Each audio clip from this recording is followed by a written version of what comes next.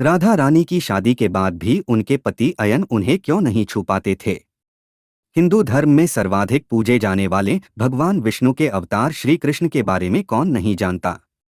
मगर बात जब भी भगवान कृष्ण की होती है तो राधा रानी का नाम अपने आप ही उनके साथ जुड़ जाता है। यूं कहिए राधाकृष्ण जुड़कर एक मंत्र तैयार होता है। इसे जपने से अपार शांति और सुख की प्राप्ति होती है।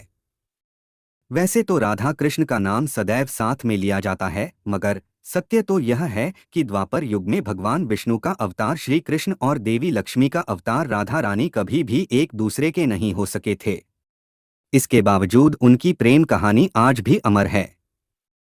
मगर शादी श्री कृष्ण ने भी की थी और राधा रानी ने भी की थी।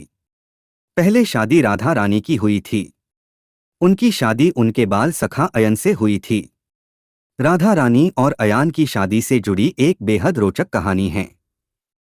राधा के पति का वर्णन ब्रह्मावैवर्त पुराण में किया गया है। ये वेदव्यास द्वारा रचित 18 पुराणों में से एक है।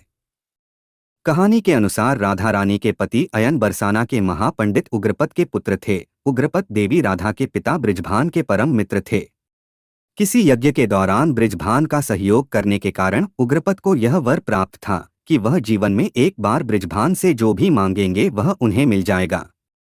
अपने इस वर का प्रयोग करके महापंडित उग्रपद ने राधा रानी और श्री कृष्ण की शादी को रुकवाकर राजा बृजभान से राधा रानी का हाथ अपने पुत्र अयन के लिए मांगा था। अयन राधा रानी से बचपन से ही विवाह करना चाहता था। उसके मन में बरसाना का भावी राजा बनने का लालच था। वहीं वह श्री कृष्ण से भी जलन रखता था। कंस के साथ मिलकर अयन कई बार श्री कृष्ण और राधा को अलग करने के असंभव प्रयास करे, मगर वह हमेशा ही अपने हर प्रयास में विफल हो जाता था। राधा रानी और श्री कृष्ण की शादी भी वह मात्र अपने पिता उग्रपद को मिले वचन के कारण ही तोड़ सका था।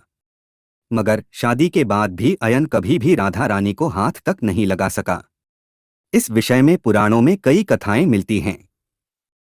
पुराणों के अनुसार महर्षि दुर्वासा ने अयन को श्राप दिया था कि वह राधा रानी को हाथ लगाते ही भस्म हो जाएगा। दरअसल अयन और राधा रानी की शादी के बाद भी राधा और कृष्ण आपस में मिलते रहे। उनकी प्रेम लीलाओं से परेशान होकर अयन ने अपने पति होने का हक राधा रानी पर जताने की कोशिश की। अयन छल से राधा रानी को एक ऐसा फल खिलाना चाहता था जिससे राधा रानी को अपने वश में करके वह उनके साथ संबंध बना सके। मगर वह ऐसा कर पाता उससे पहले ही ऋषि दुर्वासा ने अयन को श्राप दे दिया कि वह जिस नियत राधा रानी को फल खिलाने जा रहा था वह उस नियत से अगर कभी भी राधा रानी को हाथ लगाने का प्रयास करेगा तो वह भस्म हो जाएगा। यही कारण था जो राधा रानी से शादी करने के बाद भी अयन कभी उनका पति नहीं बन सका। मगर पंडित दयानंद शास्त्री की माने तो आयन घोष में वर्णन मिलता है कि अयन नाम के एक ग्वाले ने भगवान विष्णु की बहुत तपस्या की थी। जब भगवान विष्णु अपने भक्त से प्रसन्न हुए तो उन्होंने अयन को वर दिया।